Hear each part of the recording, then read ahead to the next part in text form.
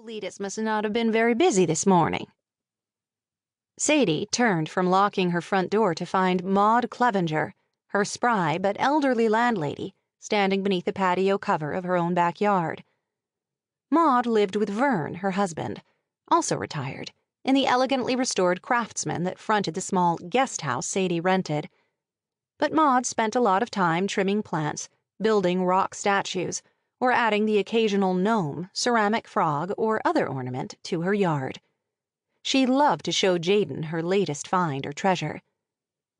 "I haven't been to Lolita's," she said. "I wasn't scheduled today."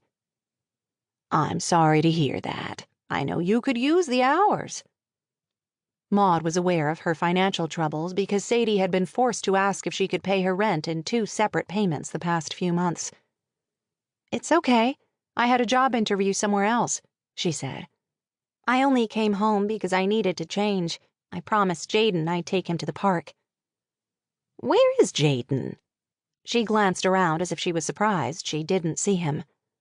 "With Petra Smart, down the street. I'm on my way to get him."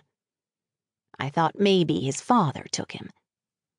Maud was curious about her relationship with Sly, often asked leading questions, which Sadie did her best to answer without giving too much away. "No?" "Is Sly at work, then?" "I really can't say. When I spoke with him last night, he didn't mention his schedule." And why would she ask? It wasn't as if he'd help her out even if he wasn't working. Sly never did his part when it came to parenting, but she had to be careful not to complain too loudly. She couldn't let word get back to her ex-husband that she was trash-talking him. He was such a proud and private person, hard enough to deal with when he didn't have a legitimate reason to be angry with her. The jewels on Maud's rings glinted as a shard of sunlight pierced through the clouds. "So, how'd the interview go?" Sadie held her car keys at the ready. Although anxious to leave, she paused to finish the conversation. Maud got bored now and then and wanted to gossip, but she was essentially a good person. That she'd allowed Sadie to move in without a security deposit had been instrumental in Sadie being able to get out of the house she'd shared with Sly.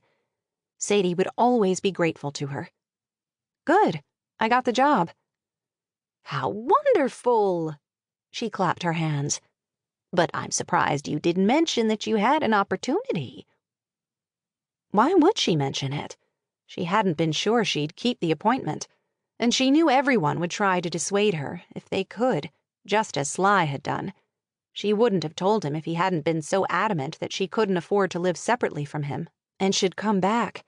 He'd actually invited her to live as a roommate for a while, until they could figure things out.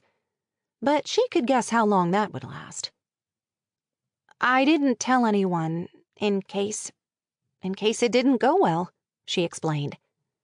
"Apparently you were worried for nothing. You got the job." "Yes." She could meet her expenses without having to cave in to Sly's demands.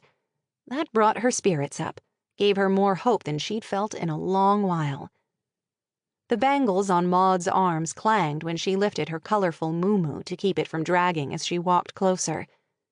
The rain had stopped, but the ground was still wet. "So where will you be working?" Explaining this part wasn't going to be as exciting as the rest. But nothing had been perfect in Sadie's world for a long time. She figured she might as well hold her head high and accept whatever disapproval she'd encounter as a result of her decision to work for Dawson Reed. Word would get out eventually. It wasn't as if she could keep what she did every day a secret. This community was too small for that. "At the Reed farm?" Maud's mouth opened and closed twice before she managed a proper response. "You mean where Lonnie and Larry were murdered?"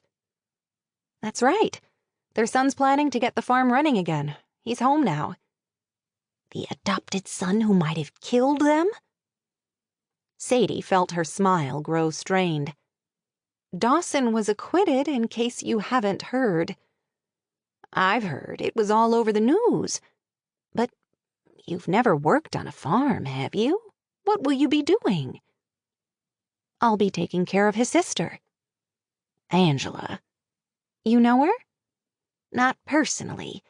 The Reeds belong to my sister."